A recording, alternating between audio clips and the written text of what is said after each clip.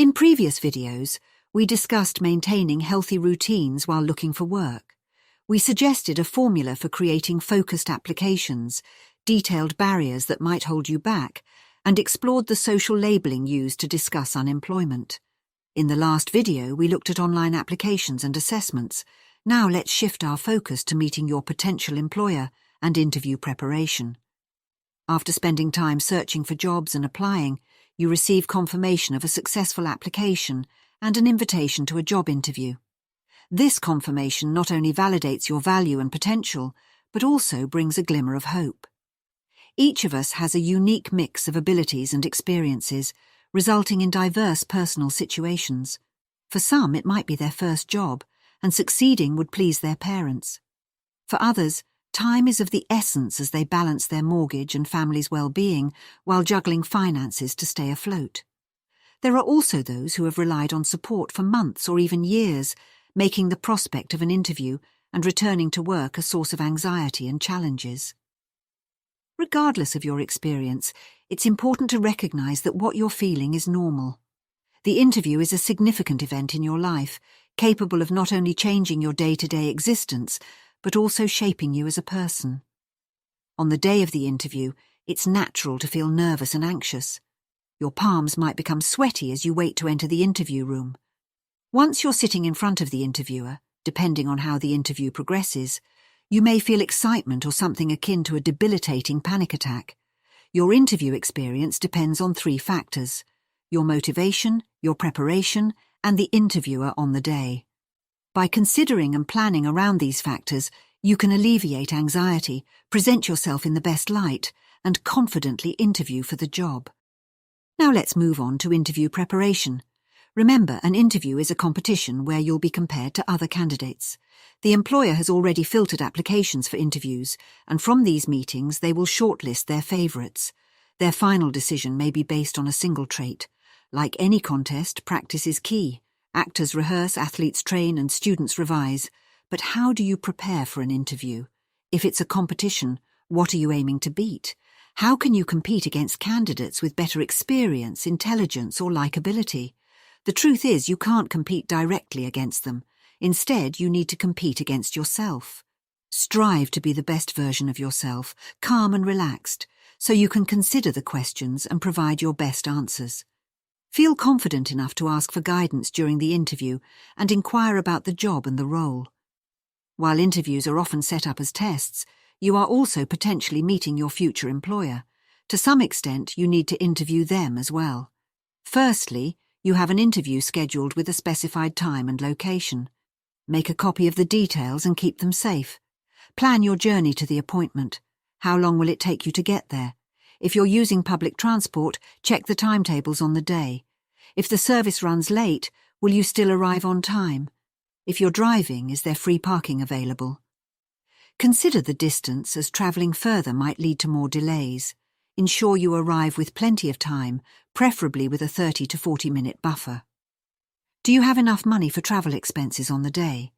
Do you need to bring any documents, such as evidence of qualifications, a driving licence, or proof of identification? Prepare these items in advance and keep them somewhere safe and easily accessible. Now let's talk about attire. Unless instructed otherwise to wear specific clothing or workwear, dress smartly in a shirt, trousers, tie, and clean shoes. While new clothes can make us feel good, it's sufficient to wear clean and ironed attire that fits well.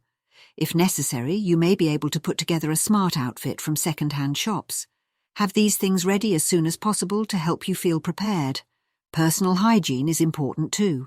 Treat the interview like a special occasion, making sure to clean all your nooks and crannies, including nails, teeth, and hair.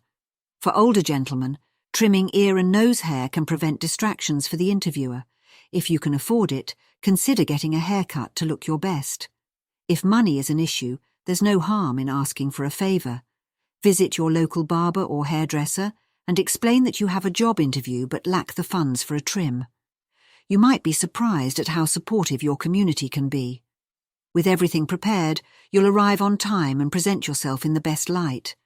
Your application has gotten you to this point, so it's important to be able to discuss what you wrote down. If you rehearsed your lines and memorized replies to possible questions like an actor, there's a chance you'll be asked different questions. Therefore, it's beneficial to narrate the information from your application. Practice talking about your experiences for each entry on your resume. You can do this in your head, write it down, speak it aloud to a mirror, or even role-play with a friend or partner, having them ask you questions about specific experiences. If it feels awkward, try to make it fun and get the other person to smile. Then put on a serious face and try again. The goal is not to perfect a specific statement, but to practice answering questions confidently. Keep in mind that on the day of the interview, you may be asked unexpected questions, but the practice of listening and replying will still benefit you. Next, research the company you're interviewing with. Whether it's a small business or a large international corporation, familiarize yourself with the employer.